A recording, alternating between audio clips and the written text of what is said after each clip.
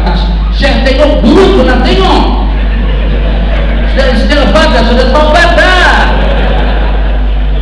Itu hadiahnya besar, besar dulu. Badminton hadiahnya besar, bola sepak hadiahnya besar.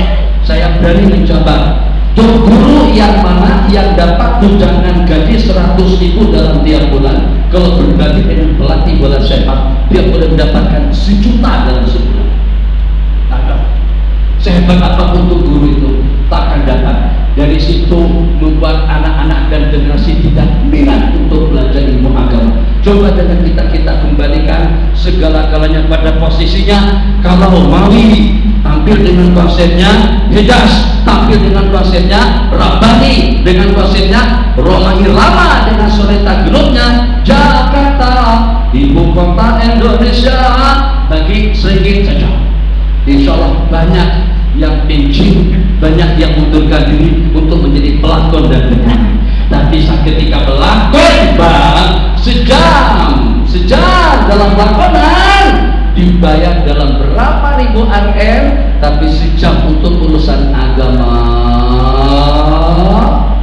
1.500, 300, 150 ringgit saja. Kenapa? Sebab akan bacakan khutbah yang sudah ditulis.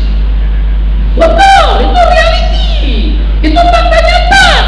Ajak orang masuk surga 500 ringgit. Kelas harga yang sedikit, Mak Sabu yang ceramah, atau Dato' Harudin, mungkin juga dengan Ismail Kamus, mungkin 5.000, atau juga dengan Doktora yang bijakin, siapa? Ropan Masita, mungkin sampai belasan ribu sampai 25.000, kadang-kadang Masya Allah, tabarakallah, besar sekali. Tapi masih tetap setanding dengan orang-orang yang kita sebutkan tadi. Kalau kita balik, ini orang ajak kita masuk surga, takkan dengan kita mengertikan seperti itu. Tapi bagaimanapun ulama semakin kecil habuan yang diberikan itu semakin afdal, sebab mereka akan mendapatkan balasannya di sisi Allah Jalla wa Ala. Hanya tidak ada kebijakan daripada kita atlet mendapatkan tunjangan yang lebih besar, seniman mendapatkan tunjangan yang lebih besar, pelakon mendapatkan habuan yang lebih besar. Tapi untuk mengajak umat kepada surga tidak seperti itu. Jadi bagaimanapun hebatnya seorang pelakon, mesti mengajak umat untuk lengah dan lalai, bahkan ada dengan sebagian dengan hiburannya mengajak umat untuk dimurka dan dibenci oleh Allah Jalla wa Ala. Silakan Pak. Adakah perasaan takut ibadah tidak diterima oleh Allah itu tasawuf atau was-was kepada syaitan? Oh, tarikat. Betul tarikat. Katanya kalau bertarikat itu jadi terikat. Kalau suatu umat kita emang bertarikat, coba tengok tarikat. Sampai menteri-menteri gitu tarikat. Banyak menteri-menteri. Kenapa? Sebab dan tarikat la ilaha illallah, la ilaha illallah, la ilaha illallah. Sebab menteri-menteri mau, orang-orang bukan kerajaan tinggi mau dengan tarikat. Tapi kalau belajar hukum hakam, haram terperanjat, subhan terperanjat, dosa kena aku lagi. Makanya orang tak minat mengaji hukum hakam. Tapi Ustaz Arifin Ilham di Jakarta, kita kalau mendapatkan sambutan yang bagus. Indonesia berzikir, sebab zikir itu lembut, orang semuanya boleh masuk. Nanti untuk mendidik, untuk menyedarkan dan juga untuk bagi panduan dan masukan, baru masuk pondok pesantren, baru dididik oleh para ulama. Kumpulkan itu juga Habib Syekh, tugas Habib Ali Zainal Abidin dan ulama-ulama seumpamanya bagi arahan, bagi pencerahan, pelan-pelan. Jangan langsung dikatakan dosa besar masuk neraka. Lari mereka semua. Katakan kalau Habibnya dikatakan masuk neraka, mau dipindah, takkan ada orang yang berkumpul. Zikir itu benih. Jadi perlukah dengan kita bertarikat yang perlu, yang tidak perlu. Perlu kepada orang-orang yang kalau ibadah istiqomah, zikir kadang-kadang rajin. Kalau lagi rajin, Bismillahirrahmanirrahim sampai 3 juz, 8 juz, sampai 10 juz tiap malam. Tapi kalau lagi malas sampai 3 bulan tidak bangun-bangun, Innalillah, lagi semangat la ilaha illallah 30.000 la ilaha illallah, la ilaha illallah. Lepas itu karena sudah dijamak takbir semuanya, dikata sudah tidak pernah berzikir lagi. Nah kalau macam itu elok bertarikat, sebab tarikat yang pertama memandu dan membimbing, kemudian yang kedua memberikan arahan dan pedoman, kemudian yang ketiga ada guru mursyid yang patut untuk kita ikuti. Kalau kita sudah istiqomah dalam melaksanakan ubudiyah, kata Imam Nawawi, Imam tidak ada tarikat, tidak perlu kita bertarikat kalau sudah terserap keyakinan di dalam hati. Yang tadi itu, adakah perasaan teguh ibadah tidak diterima oleh Allah itu tasawuf atau waswas? jadi macam mana? Kalau kita ada was-was ibadah kita tidak diterima, kena faktor apa? Kalau kena faktor syaratnya tidak cukup, rukun-rukunnya tidak lengkap, itu wajar. Bahkan sepatutnya semacam itu agar dengan kita di lain waktu kita melaksanakan ibadah secara sempurna. Tapi kalau pada saat dengan kita rukunnya cukup, syaratnya cukup, kaidah melaksanakannya pun juga betul, Tuan Imam Alhamdulillah.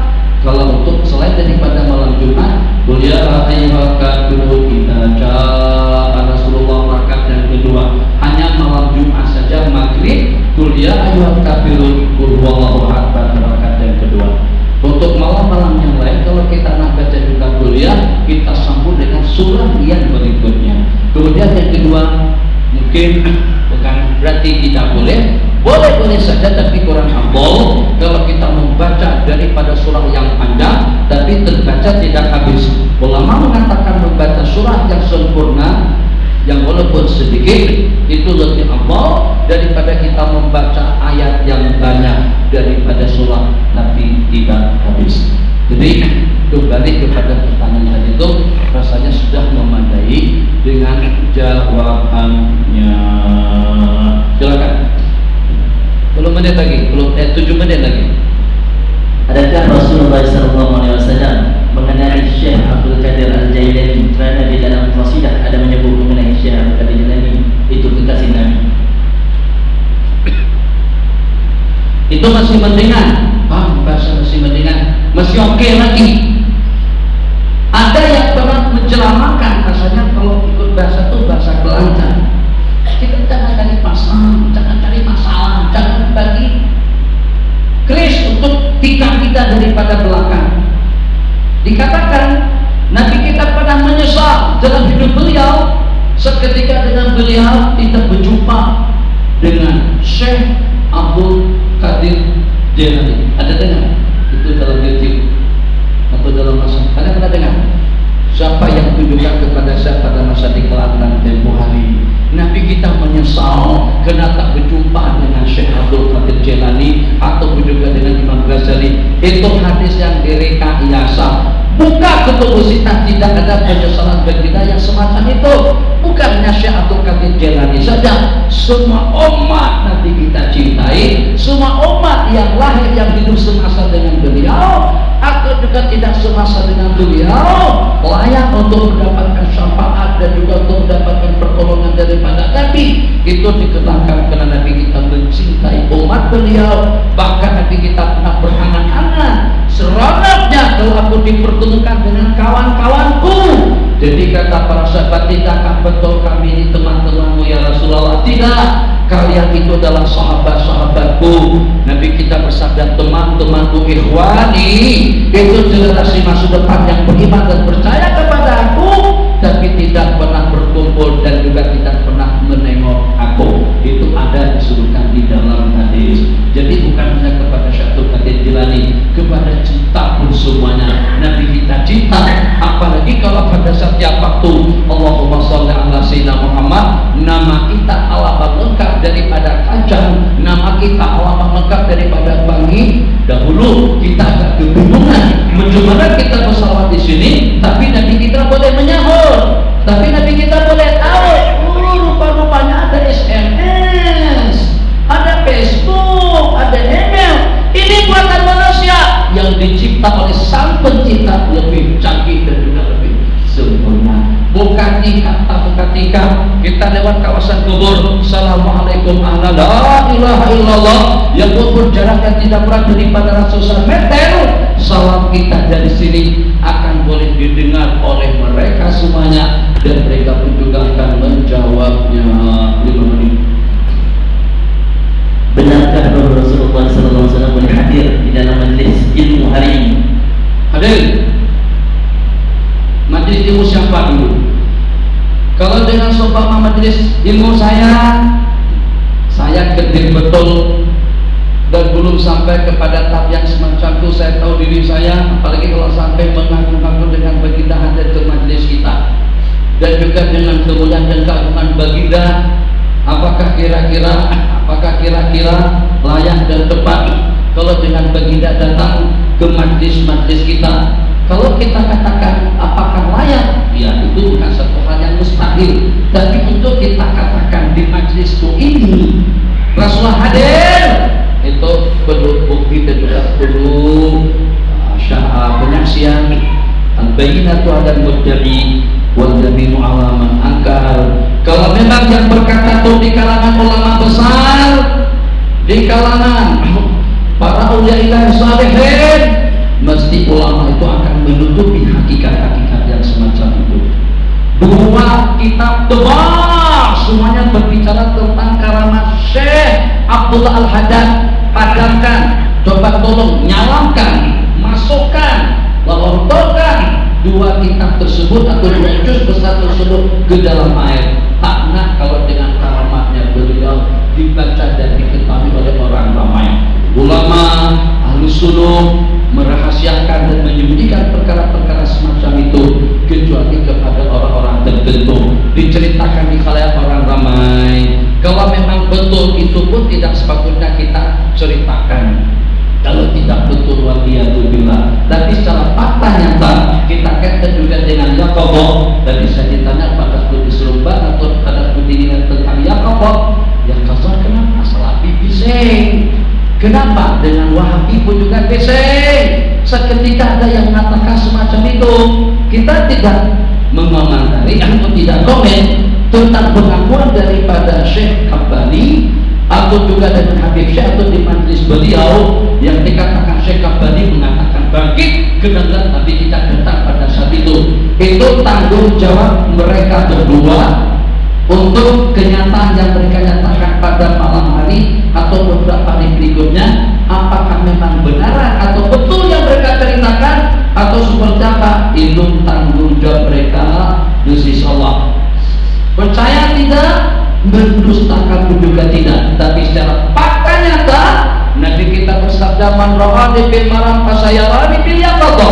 Yang tengok aku dalam mimpi dia akan tengok aku secara jaga dan juga secara sudah. Itu hadis Nabi yang berikut terdapat macam-macam tahqiq, ta'liq, komen daripada ulama. Untuk lebih pastinya, Nabi kita dalam perjalanan Isra Mi'raj mimpikan atau fakta nyata? Isra Mi'raj mimpi atau fakta nyata? Nyata. Nabi kita jaga. Nabi kita jadi imam kepada siapa-siapa? Jawab kembali Pak. Nabiullah Adam mati atau hidup? Mati. Nabiullah Musa mati. Nabiullah Ibrahim meninggal. Nabiullah Yahya meninggal. Nabiullah Idris meninggal. Nabiullah Yusuf meninggal. Bagaimana boleh berjumpa dengan baginda secara yang kokoh?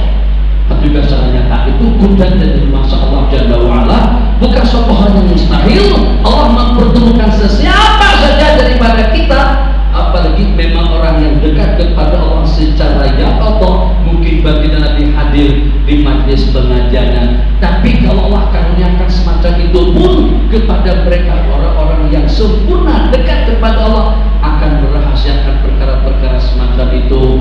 Kemudian yang kedua, mereka tidak akan menceritakannya kecuali kepada orang yang paling mereka sayangi atau orang-orang yang mereka cintai. Banyak pengakuan-pengakuan yang semacam itu untuk popularity.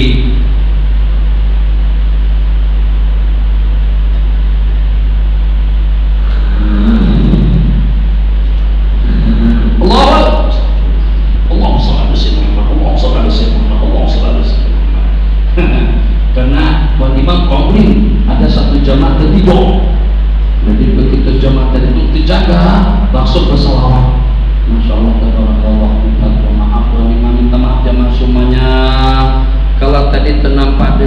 saya tertidur dalam majlis, tapi dalam tidur saya itu saya bertemu Rasulullah SAW. Senang saja buat pengakuan macam itu. Tuh, kalau betul alhamdulillah, dan jangan ada yang betul. Tapi juga ramai orang-orang yang berusaha untuk mendapatkan penghormatan dan penghargaan kepada orang ramai. Dibangun deh. Enggak bang, kalian tidur tidak. Kalau aku tidurnya Imam Syafi'i.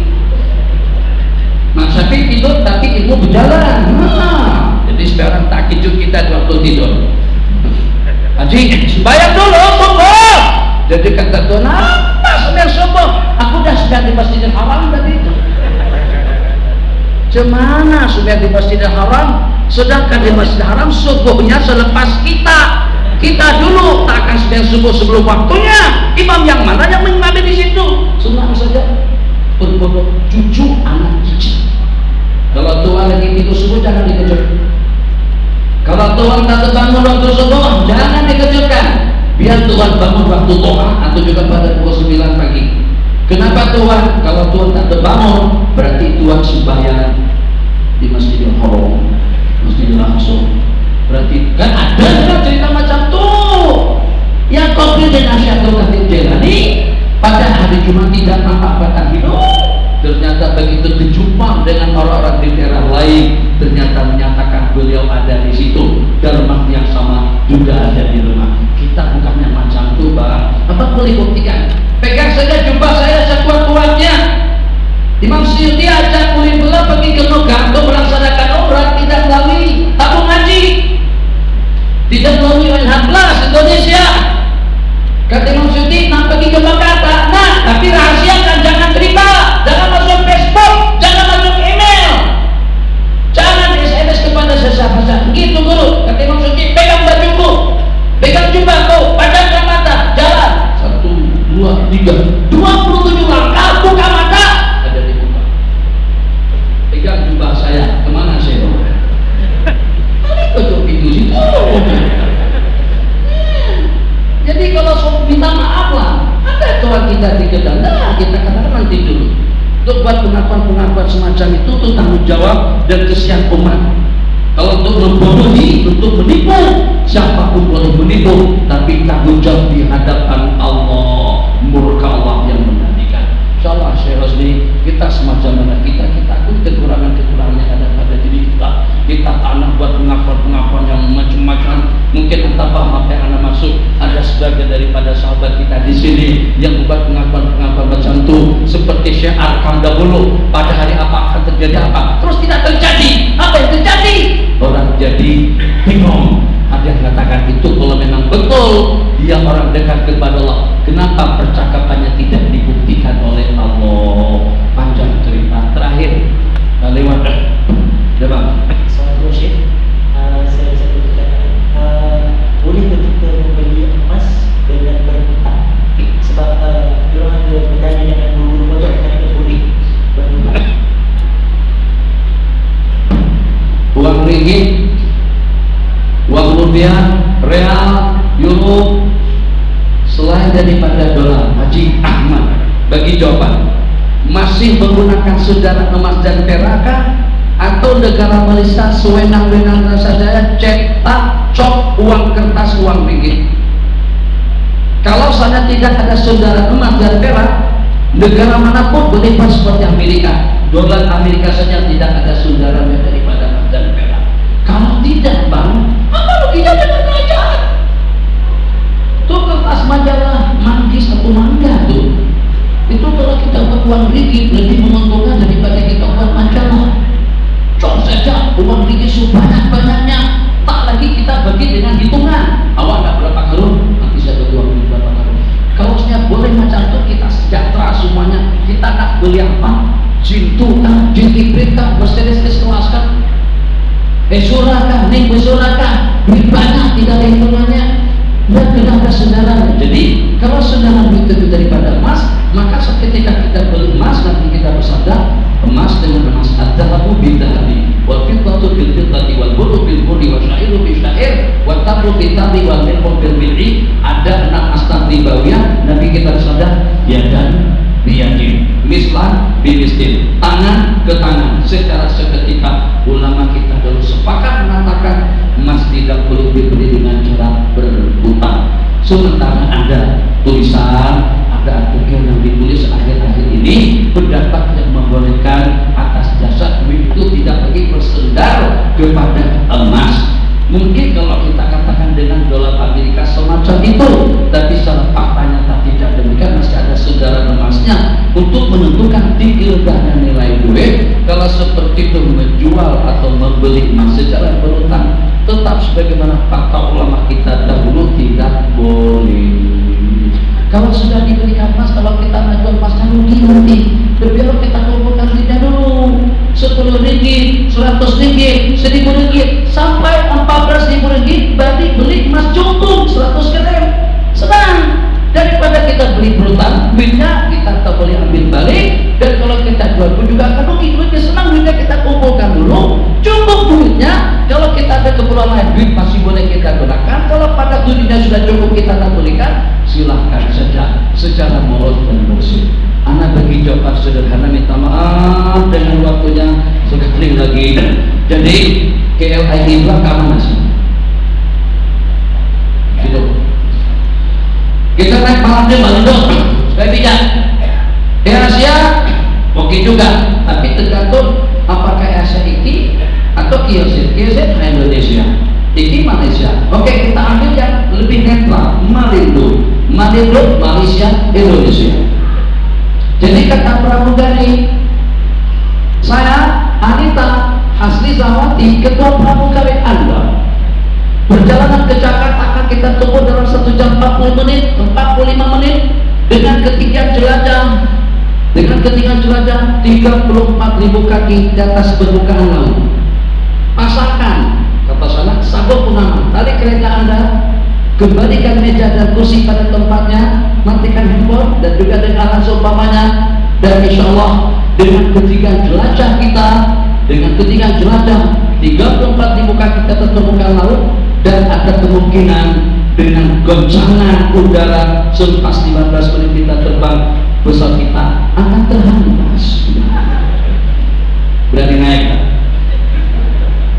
Berani naik tak dengan pesawat tadi itu? Itu hanya ramalan daripada seorang pramugari. Sikap cerita lain, tapi penerbangan itu memang bidang mereka. Katanya dalam 10 atau 20% pesawat kita akan terhempas.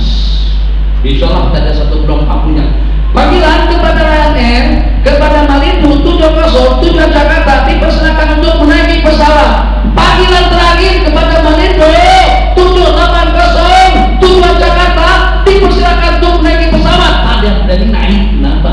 Karena syak bimbang dan ragu-ragu. Kenapa kita